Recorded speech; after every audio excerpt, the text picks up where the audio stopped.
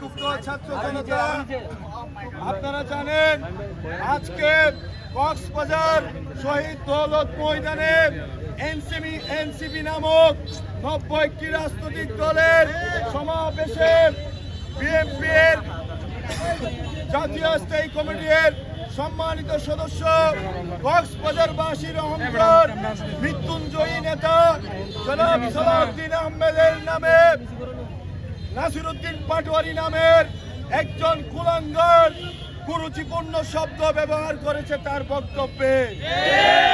আমরা আজকের এই বিক্ষোভ মিছিল পরবর্তী সংক্ষিপ্ত সমাবেশে তার তীব্র নিন্দা এবং প্রতিবাদ জানাচ্ছি। 5 আগস্ট পরবর্তী সময়ে তারা যখন বাংলাদেশের রাজনীতিতে নতুন এক সূচনা করেছিল, তখন আমরা মনে করেছিলাম তারা ঢাকা বিশ্ববিদ্যালয়ের মেধাবী ছাত্র, তাদের কাছ থেকে শিক্ষণীয় অনেক কিছু থাকতে পারে। কিন্তু সাম্প্রতিক সময়ে তাদের যে রাজনৈতিক আচার আচরণ, তাতে বোঝা গেল তারা ন্যূনতম রাজনৈতিক শিষ্টাচার বলতে কিছুই বুঝে না। তারা যে শুধু রাজনৈতিক শিষ্টাচার বুঝে না সেটি নয়, তারা ঢাকা ভার্সিটির ছাত্র হিসেবে ঢাকা ভার্সিটির যে একটি সুনাম, সেই সুনামটুকু তাদের আচার আচরণের মাধ্যমে নষ্ট করে দিয়ে যাচ্ছে। কক্সবাজারবাসীর অবিসম্পাদিত নেতা জনাব সালাউদ্দিন আহমেদ আধুনিক কক্সবাজারের রূপকার। আমাদের এই প্রতিবাদ শুধুমাত্র আমাদের দলীয় নেতার জন্য এমন নয়, আমাদের এই প্রতিবাদ কক্সবাজারবাসীর উন্নয়নের রূপকার জনাব সালাউদ্দিন আহমেদের জন্য।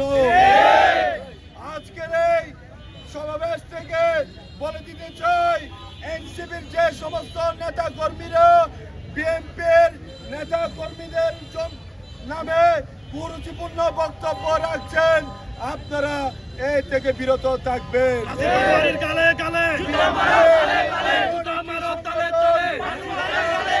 গত 16টা বছর ফ্যাসিবাদ বিরোধী আন্দোলন করেছে, আপনারা গোপালগঞ্জে সমাবেশ করতে গিয়েছেন, আওয়ামী লীগের নেতা কর্মীরা আপনাদেরকে পিটিয়েছে। কিন্তু আজকে লক্ষ্য করা গেল কক্সবাজারের যে সমাবেশ করেছেন, সেই সমাবেশে শহীদ দৌলত ময়দান পরিপূর্ণ করার জন্য আপনারা আওয়ামী লীগের নেতা কর্মীদের নিয়ে সমাবেশ করেছেন। যদি প্রমাণ দেখাতে চান বলেন, আমাদের কাছে প্রমাণ আছে।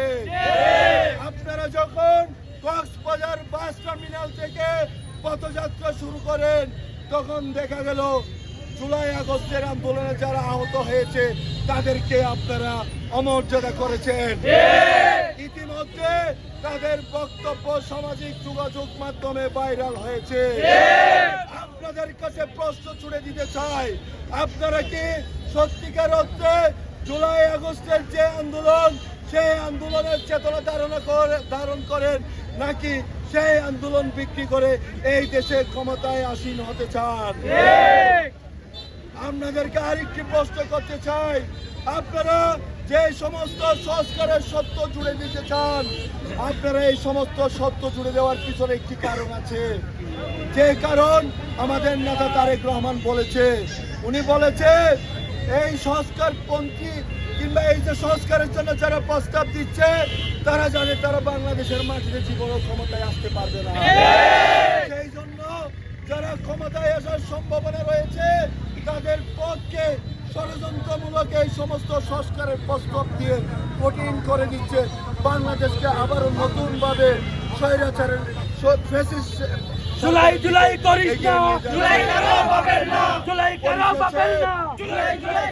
একটি কথা বলে আমি আমার বক্তব্য শেষ করব। এনসিপির নেতাদের উদ্দেশ্যে শুধু একটি কথাই বলবো, আমাদের নেতা তারেক রহমান বলেছে সাম্য মানবিক রাষ্ট্র গঠন করার জন্য, বিএনপি সাম্য মানবিক রাষ্ট্র গঠনের জন্য কাজ করে যাচ্ছে। আপনারা আমাদের সহযোগিতার বদলে যদি ষড়যন্ত্র করেন, তাহলে আমরা কঠিন হস্তে এর প্রতিরোধ করবো। খুদা হাফেজ।